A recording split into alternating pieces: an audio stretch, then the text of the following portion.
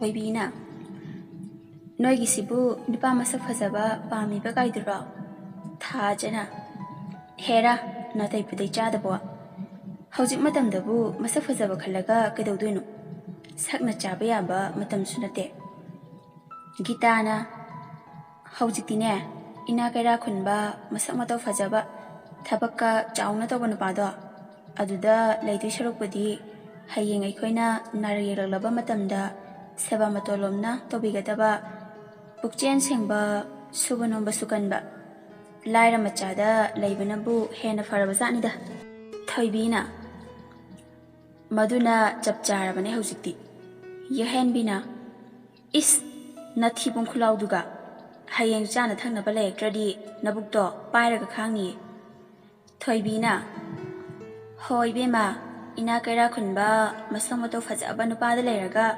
Unsise Kang Kong China Lupirang Kang the Lendo Sharupudi Lyra Lamjamang on the Leragane Warabasuana Lam Labasulamna Bukse say Pairagane Adum Kangjarage Thoibigi Wata the Mayamdu Wawa no Tori Asumna Wari Nungaringida Matamsu Hokiba Kangode Tengzilak Labanina Mayamdusu Harau Harau Wari Watai Sanaduna Mahi Mayumda Hanakre Yuhenbisu Jaiba Mayam Adulo Shilamlaga Kona Mapairaga Inkolomda Numidangi Injang Tiba Chankri Rimasu Koles Matam Loreduna Halakli Rimana Je Yuhenbina Kayamutore Nangna Nayado Hihigat Kay Amulaiduna Rimana Paunungai Belabini Kainu Yuhenbina Laikredako Nanginungai Bapause Ngasina Amo Karambanu Papurino Rimana Ngas Isidi Natohan Bayadiko Tanzase Pakna Pangpote Panglingasida Hecta Power Davani Subanamba Kanba Inakara Kunba Mapa Mapuna Unsi Hamduna Charabasu Loibana Redaba Lakhanbiramaba Pangtasutasutoba Moigumban Basidina Hide Ingasida Hecta Yawadabani Yuhenbina Nangna Atukam Tagali Dubu Kanano Rimana Tagat Bewanati Asembado Habini Hantakti Yadabayariko Hudopangam the Bayani Equimasu Maya Oiningmana Yadraban Bausitaba de Equimadi Harawina Bulorani Yuhenbina Noidi Manumda Pawan of Honarizanine Nakone Noyam Pamzari Nupadubu Kanano Rimana Us Jena Suhena Kamba Minida Yuhenbina Hoine Adubu Kananoba Rimana Atekana Sunatida Awanakaigi Dakanta Dunimi Yuhenbina Chatohe Bakang Sari Nojau Joba Torobot Apumba Man Bedusu Ha Adudine Nanghe Kanaro Is young Pabanica Hazindana Ha Saptaka Dada Rimana Ho Nangdine Amahayada Adu Malega Ada Malega Nupa Kudingi Citrakutra Piringaida Nupa Pangaribemana Nupi in a tiro Aduna Farani Yuhenbina Oh Noidi Eginupa Tibida Awaba or a border Ken Kalunugo Taibang Mapuna ne Egisu Basantalilas Hanarona Nupa Amane Semagatam Kravan Tengnadoba Matam Karawali Haying Matam do Yorakanda My Tengzasani Rimana Tengnarasune Adu Malega Ada Malega Adum Tainaraga Zakradoni Yuhenbina Haino Nang Lakhanbirambasu Rimana Adiwanate Chena Apabanupada Laikradi Ekoisu Nungairedana Yuhenbina That Angang Nahuzitagi Hona Plan Gasiladana Jai Jani Nupadagi Selok Toga Ipam Tapanupigado Oibangam Jaroyekwe Rimana Adudi Haikidikoe Yuhenbina Kangi Loi Kangi Karale Nase Sakfazabido Amutolani Adaidi Lamba Chapjarani Noina Karapam Jabaga Amadusu Nupagi Wani Buhari Mayado Kali Jarabani Ma thola namana cha wari nungairani. Rimana is ekhoibu nupana hagi warida yam chopaga som tahali. Yengbibagidamak yam sanadani namana cha lolotana. Rimana ho adudine ibe masafazabiki manau nupi oina poklurabanina lambi sorok asai fawba chathokpa ngamjadre. Ama fangi haibiyu ama fangi nachedu pami nungsi. Tangtabi ama khangladi hairakliba mayamdusu tumina laikhrani. Aikhoisu wai sangledana. Adu khandana tawkhibe wani. Is aikhoibu ithak irangda yamna ngawjabi type. Yengbibagidamak hainingba haijasano ngangningba nganglasano noida tabiruno. Rimana taro bai khoina lalane hujikti. Moisune nungsi pami hayadi masada ko haiba kaidawgi khangde. Yengbibagidamak ho thamoi sengna nungsi biba oiradine masada direct haingamdoba. Moigi dudine nungsi biba nate. Kalak mi hauba apamba phaujabagi sum haijariba aduni. Hayeng mamagi matam yora akanda luhongega nupi chelega tawra adawni. Haise chummi chumdi yung. Rimana gyan tajadre khoidi. Nangwanda harapa nupanabu kayam thamoi sengba mathong chaba oirunege. Asi haraga rimadu machinda murum swalaga imungda changkhre. Yengbibagidamak kai hainingino asina.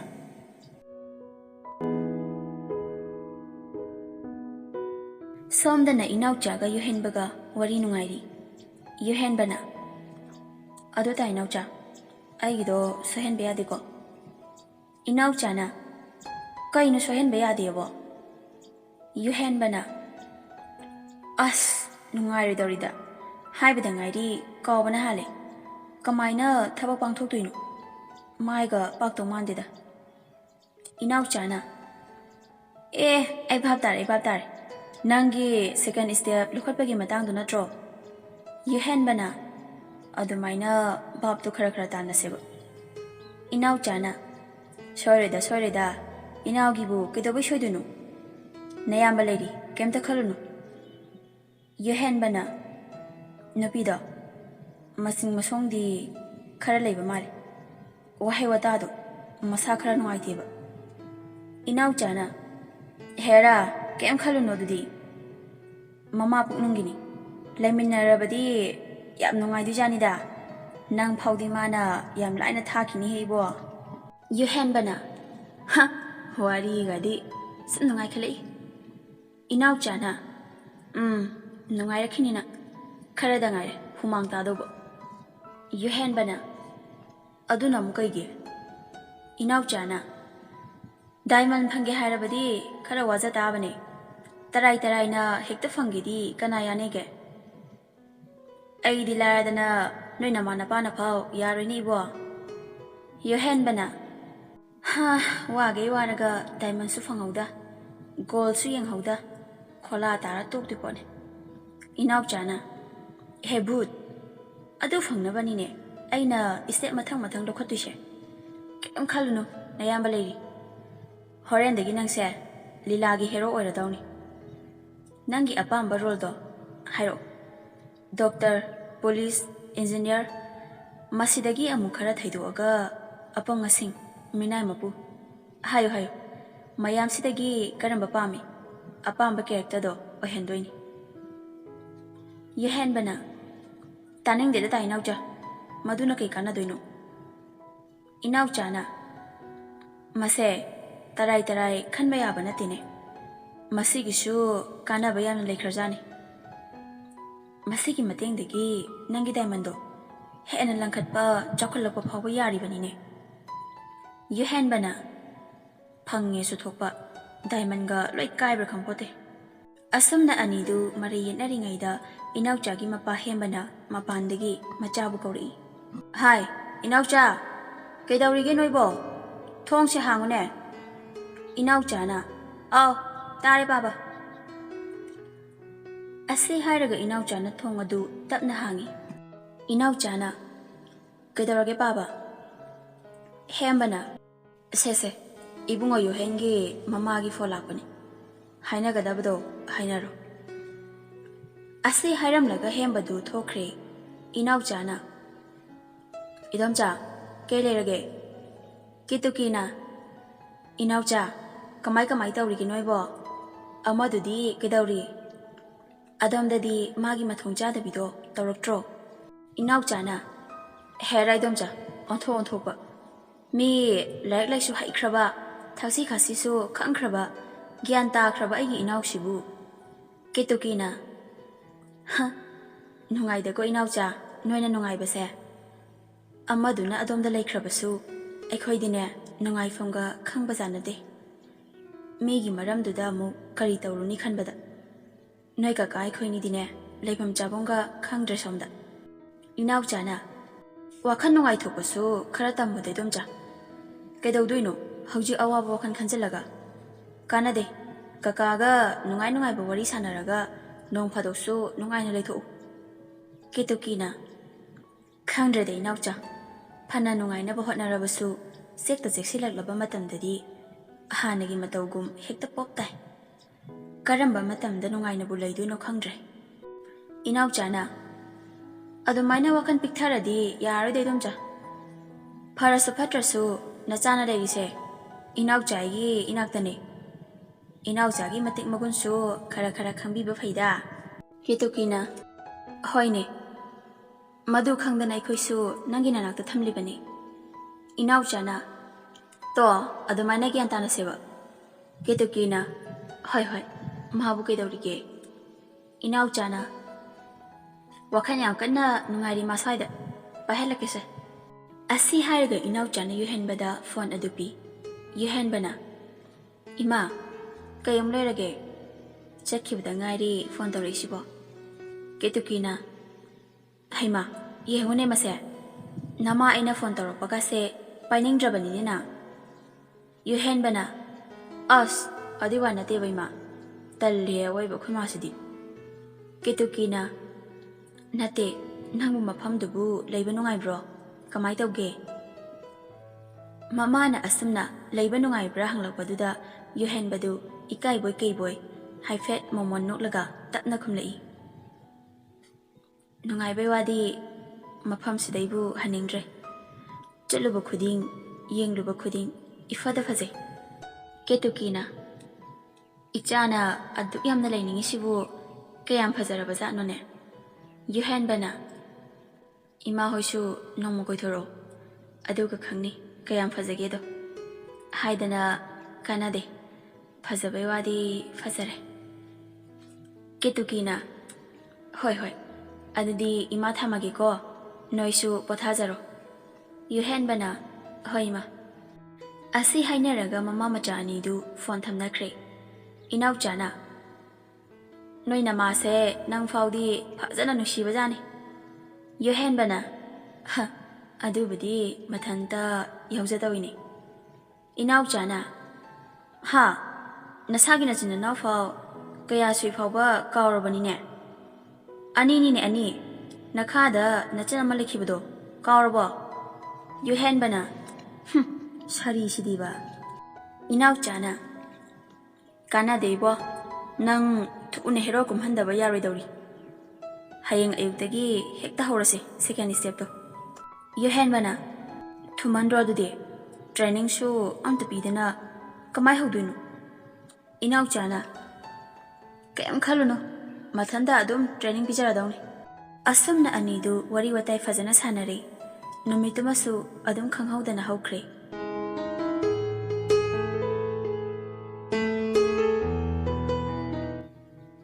Mathangi numitni.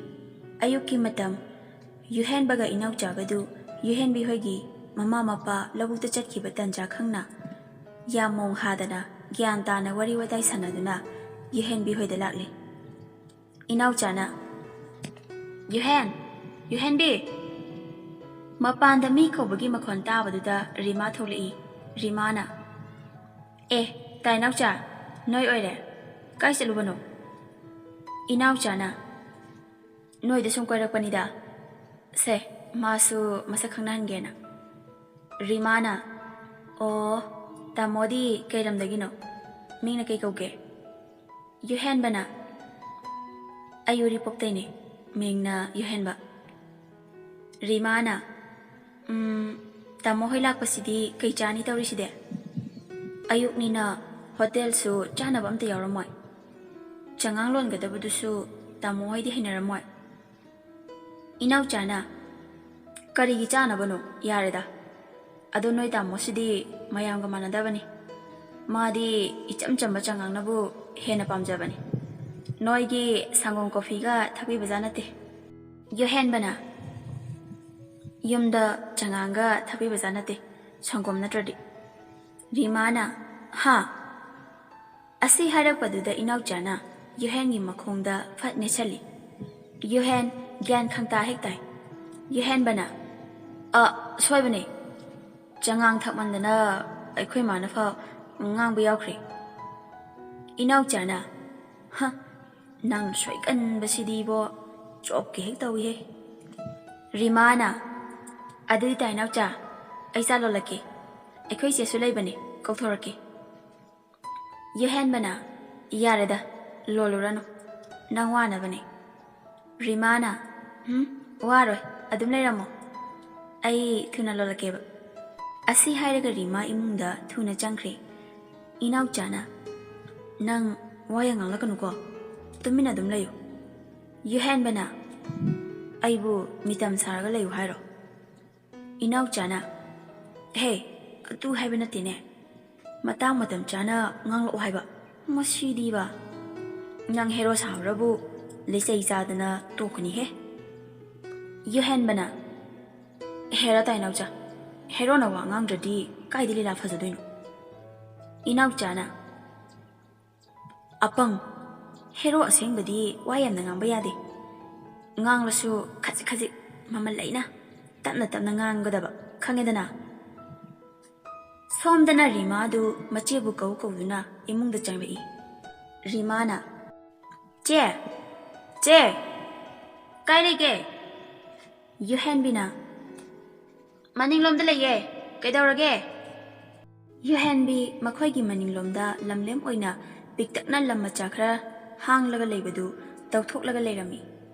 Rimana Kainata with the Baje Yohenbina Pamudra Lamlem Oina Tambase, Kanade, Bot Hazenge. Ado Eka with the Gaigino Jakungi Tabakti, Lola Ramadani, Kaiwalage. Rimana Kenwate, Leshiloyare, Mapandan the To. Yohenbina Adu Boba, Kailegaheba. Rimana Dinausa Hoila Hobani. Nahane Koina, Dinausa Hoigi, Mayum Taki Herodo. Adusia Hobani. Anima Limapan the Lehobaneba. The Tolucho. Aizalolake. Yohenbina Masigi Inauja Sinapusle Uramni. Huh. Tabang Haksubasida, Chubunga Kandi Web. Rimana Yarise, the To. Yohenbina Talk he, Nang Marolama, Nangam Singam Davne. Rimana Ho Aduina di, Anido, Lepa the Waramani Haiba. Palam the Piruchoba. Yohenbina Lefalaga Tamamiraisa. Rimana I suba oidana, Pidagam the Taramdre. Mina Kinon Kalamaneba. Sasato o me. Yohenbina Ha, ya he be Manakshu. Hegi now ni habida, Jap Hegja. Rimana is non Padoka Choibasida. Ibema, Nangdona, Milaga, Fidatani Kandabanupido. I did not tabado. Yarito, what hing on lady shrew. Yohenbina Ho toke. Asi Harga Yohenbi, Mapan the Toli, Anidusu, Adumachi Lingdana, Sumang Matun to the lip legalerami. Yohenbina Dinaucha, Noilaira, Kailerga Ipsida. Inauchana, Hoi, some walking wina, Goithorpanida. Yohenbina O no impan herosisu Yauri. Inauchana, Hoi, Masusum, Naga Kanahangena. Yohenbina Kakal O, some lepton lady. Inauchana, Yaranida, swai the sum lepagi. Yuhenbina, oh, say, Pam more the adviderina. Asumna Yuhenbina anidu from the Naba, chair amamampiri. Aduga, sumang the Adum Pam Hale. Ngahak ahumdu wa amatangang na de, tumin yengnaragalene. Inaw jana, ado Yuhen, Nangbu tabayam na chilabo. Inaw jana Yuhen kakta kauraga, hairak paduda, Yuhen baga Yuhen bigadu, masada manduna, chak manana kumlai. Chindida.